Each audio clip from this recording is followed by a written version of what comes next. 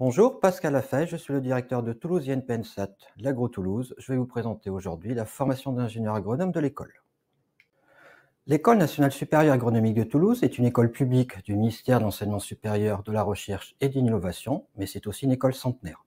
Tous les ans, nous accueillons environ 860 élèves qui sont formés par 60 enseignants-chercheurs, aidés par 60 personnels support et soutien au sein de l'école et accompagnés bien entendu avec les personnels des services communs et centraux de Toulouse NP. Le coût de la formation est d'environ 600 €. L'école délivre un seul diplôme d'ingénieur, celui d'ingénieur agronome, qui est accrédité par la CTI. L'école se situe au niveau d'Osville, au sud de Toulouse, et forme avec le lycée agricole, l'ENSFEA et le centre Toulouse INRAE, l'agrobiopole. L'ENSAT est une des 6 écoles de Toulouse INP qui possède environ 1000 personnels, dont la moitié d'enseignants-chercheurs, qui forment tous les ans plus de 4000 élèves, dont un quart sont boursiers. Cette formation est accompagnée et aidée par 17 laboratoires de recherche. Au sein de Toulouse INP, nous avons aussi une prépa et 2 structures de formation continue. L'école fait partie aussi de grands réseaux, notamment la Conférence des grandes écoles reconnues par l'État, la Conférence des directeurs des écoles françaises d'ingénieurs des titres accrédités par la CTI, mais aussi de l'Alliance des écoles d'agronomie, vétérinaire et de recherche pour l'agriculture, l'alimentation et l'environnement et la santé globale. Enfin, au sein de l'ENSAT, nous avons une association d'anciens, les agro-toulousains, avec plus de 5200 ingénieurs aujourd'hui agroactifs, qui fait partie de la Fédération des ingénieurs français du vivant. À l'ENSAT, nous formons sur l'agronomie. Alors, qu'est-ce que l'agronomie? C'est très simple, c'est la science qui concerne tous les aspects. D'un côté, l'agriculture, qui inclut les productions végétales, animales, l'aménagement des sols, l'environnement, la gestion, le financement agricole, mais aussi tout ce qui va concerner la transformation alimentaire. Donc, tout simplement, c'est de la fourche à la fourchette. L'objectif de notre formation est de former des ingénieurs qui sont capables de nourrir la planète avec des produits sains, tout en protégeant les terres pour les générations futures. L'ingénieur agronome est un scientifique, mais aussi un manager qui travaille dans le domaine des sciences et technologies du vivant. C'est à la fois un architecte pour répondre aux enjeux sociétaux actuels, mais aussi un joueur d'échecs pour répondre aux enjeux à venir que l'on ne connaît pas, tels que les transitions écologiques et agroalimentaires. L'ingénieur agro de Toulouse, INP ENSAT, est un ingénieur généraliste qui permet d'occuper de nombreuses fonctions et travailler avec de très nombreux acteurs dans des contextes très différents, de très petites à très grandes entreprises, même s'il est vrai qu'aujourd'hui, environ 70% de nos élèves travaillent dans les PME et TPE, et que les principales fonctions sont la R&D, en lien avec l'ingénieur scientifique, et le conseil, en lien avec l'ingénieur manager. Les métiers de l'ingénieur agronome de l'ENSAT concernent 4 principaux secteurs d'insertion, notamment l'agriculture, les industries agroalimentaires, les secteurs publics et les services, et tout ce qui concerne l'environnement. En effet, aujourd'hui, 60% des métiers exercés par les ingénieurs agronomes de l'ENSAT concernent l'environnement, notamment les métiers verts en lien avec la conservation de l'environnement et la gestion des ressources, et les métiers verdissants qui permettent d'amener les entreprises vers le développement durable et la responsabilité sociétale. Vous l'avez compris, les ingénieurs agronomes de l'ENSAT sont indispensables. Ainsi, 95% des diplômés ont trouvé leur emploi à 4 mois ou moins, et plus de la moitié trouvent même un emploi avant l'obtention de leur diplôme. Une partie, environ 13%, poursuivent leurs études, dont 8% vers un doctorat pour se spécialiser. L'ENSAT est un terreau qui permet un parcours à la carte, c'est-à-dire une formation plus proche du projet professionnel de chacun. L'organisation de la formation à l'ENSAT est basée sur 3 années, environ 1 an et demi d'une formation généraliste avec un tronc commun en agronomie, en agroalimentaire, en environnement, qui est organisé autour de projets, mais je vous en parlerai après. Une fin de seconde année où on commence à avoir des parcours à la carte en fonction du projet professionnel de chacun, et une 3e année où on va essayer de se spécialiser sur des filières. La formation à l'école est structurée selon une approche par compétences. Très simplement, nous avons d'un côté les unités d'enseignement qu'on appelle ressources et des unités d'enseignement que l'on appelle projets. L'objectif, c'est d'avoir des unités d'enseignement ressources qui sont des unités qui apportent les éléments nécessaires, les connaissances disciplinaires pour pouvoir développer environ 2 par semestre des projets interdisciplinaires inspirés de situations professionnelles que rencontrent les ingénieurs agronomes. Les UE ressources concernent 4 grands champs disciplinaires qui sont mobilisés lors de la formation agronome: les sciences agronomiques et environnementales, les sciences agroalimentaires, mais aussi les sciences de l'ingénieur et du numérique, et enfin les sciences économiques, sociales et de gestion. Jeanne, tu peux nous résumer tout ça, s'il te plaît? Le monde évolue, les terrains de l'agronomie sont multiples et se transforment eux aussi. Et ça, l'ENSAT l'a bien compris. Grâce à une formation singulière, construite sur une approche par compétences, l'école prépare de futurs experts comme Jeanne à s'adapter aux nombreux secteurs d'activité et aux évolutions rapides des métiers. Mais alors, comment se déroule la formation à l'ENSAT? L'ingénieur agronome, c'est un scientifique mais aussi un manager. Ses qualités, être conscient du monde qui l'entoure, savoir s'interroger et s'adapter à des contextes différents. 7 compétences sont à acquérir au cours de la formation, 4 d'ordre technique et 3 d'ordre managérial. Comment? Grâce à des projets interdisciplinaires. Inspirés de situations professionnelles authentiques, ils permettent aux étudiants de mobiliser et d'adapter connaissances et méthodes, et donc de devenir compétents sur des terrains variés. C'est comme ça qu'en première année, des vendanges à la vinification, Jeanne et ses camarades vont produire leur propre vin, puis valider leur démarche par l'analyse biologique, sensorielle et marketing de leurs produits. C'est aussi grâce à cette approche qu'un stage dans l'exploitation agricole de son choix va permettre à Jeanne d'établir un diagnostic du fonctionnement de l'exploitation, d'identifier les problèmes possibles et de co-construire avec l'agriculteur des solutions adaptées. Je vous ai donc montré des exemples concrets sur diagnostiquer, conseiller, valider, produire. Communiquer, en fait, Emma, chargée de mission environnement, restitue les résultats d'une concertation régionale autour de l'eau. Pour gérer, c'est Isabelle, chargée de responsabilité sociale des entreprises, qui doit déployer la norme ISO 26000 au sein des différents sites de son groupe. Et enfin, pour concevoir, c'est Solène, ingénieure de recherche, qui développe des outils de bioinformatique pour évaluer la diversité génétique microbienne dans un sol.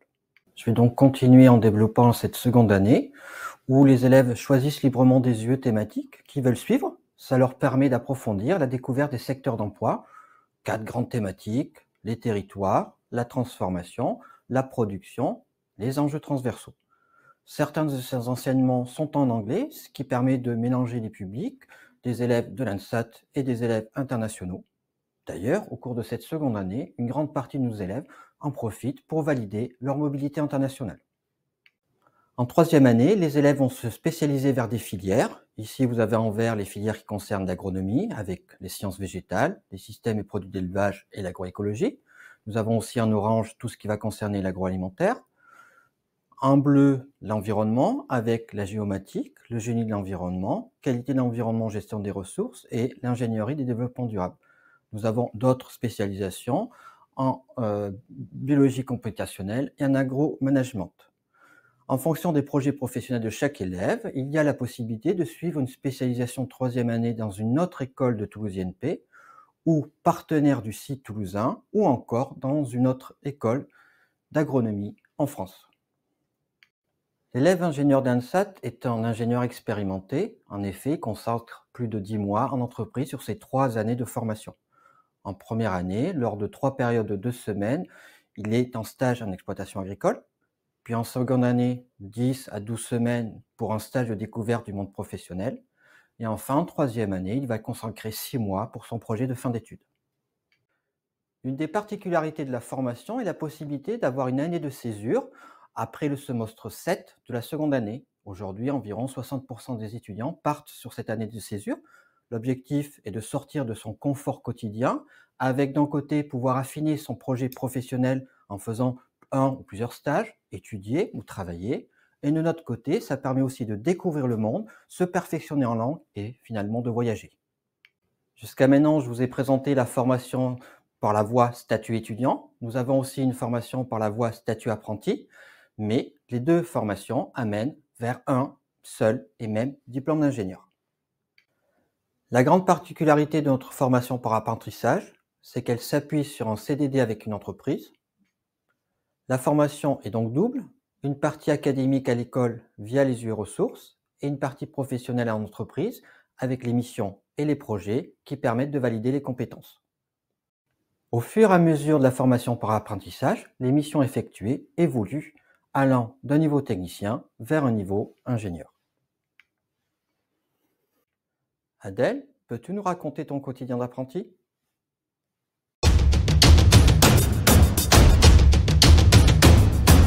Ma mission dans le cadre de ma troisième année d'école d'ingénieur, c'est de travailler auprès des agriculteurs sur la gestion durable de leur sol. On les aide à mieux les comprendre, à mieux les connaître et du coup à prendre des meilleures décisions en connaissance de cause. Et je réalise cette mission au sein du bureau d'études Agrosol, qui est un bureau d'études spécialisé dans le Nord-Pas-de-Calais.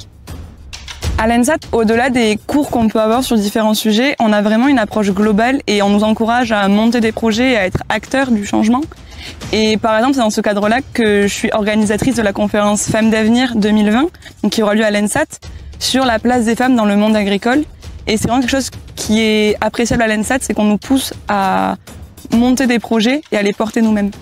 Suite à l'ENSAT, moi ce que j'ai envie de faire, c'est continuer à apprendre, à me former parce qu'on n'a jamais fini d'apprendre. Et j'ai envie de continuer à m'investir pour la gestion durable des sols, mais de manière réfléchie pour pouvoir à la fois allier les intérêts humains et les intérêts environnementaux, agronomiques. Et pourquoi pas travailler à l'étranger sur ces sujets-là.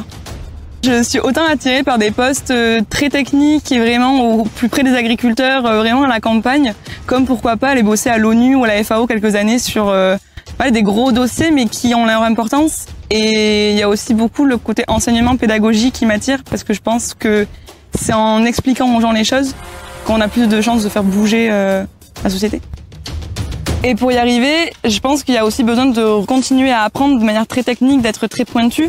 Et ça passe par beaucoup de terrain auprès des agriculteurs, dans des postes plus locaux.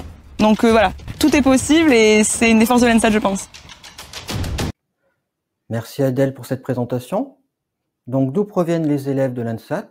Principalement du concours agronomique et vétérinaire, avec des élèves de classe préparatoire, de licence, de BTS, de DUT, de BTSA, et vous avez compris aussi de concours d'apprentis. L'ENSAT cultive la diversité, ainsi nous avons d'autres voies d'accès au sein de l'école qui proviennent de la prépa des INP, des passerelles PACES, des admis sur titre diplômes étrangers avec 7 doubles diplômes et plus récemment des admis sur titre avec des diplômes français.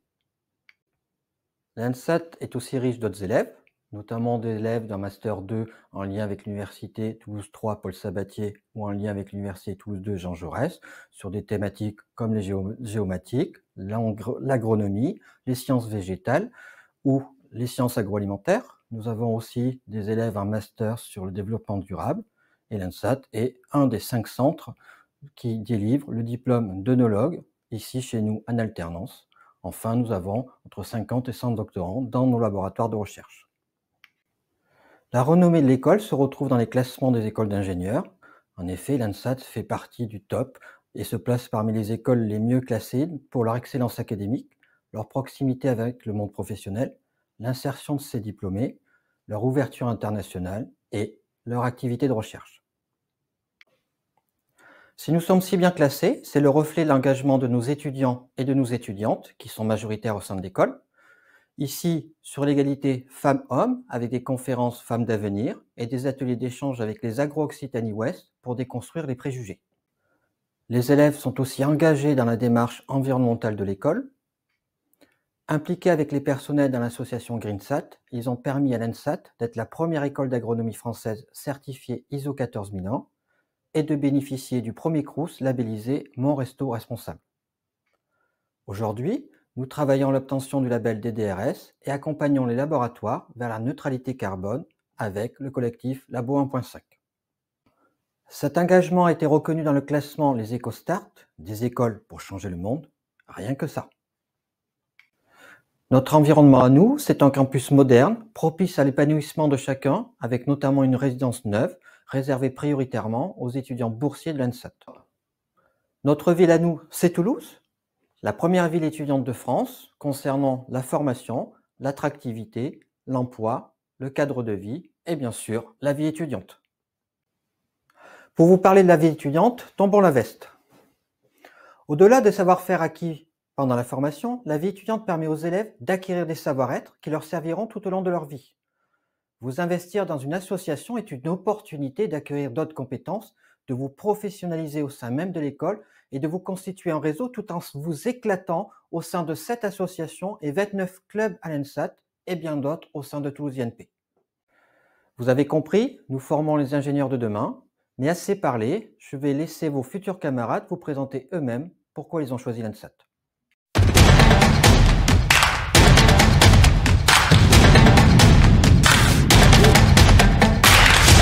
En devenant ingénieur agronome de l'ENSAT, nous avons choisi de devenir des ingénieurs capables d'agir dans un monde en transition. Dans un monde en transition. De devenir des ingénieurs responsables et exigeants.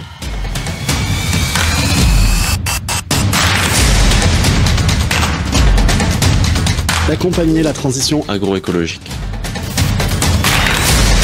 De contribuer à une société juste et durable. À une société juste et durable.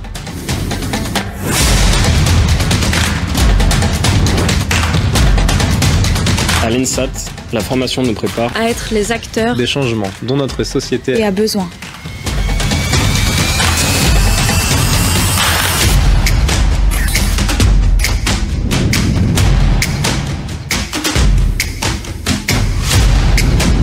Accompagner les filières agricoles et agroalimentaires, c'est dans notre ADN.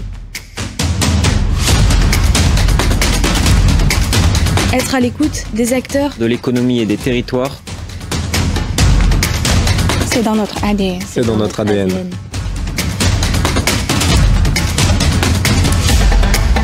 Préserver les ressources naturelles. Préserver les ressources naturelles, c'est dans notre ADN.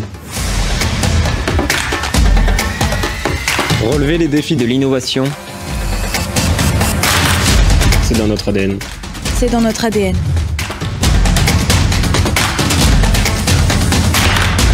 Contribuer À une alimentation de qualité,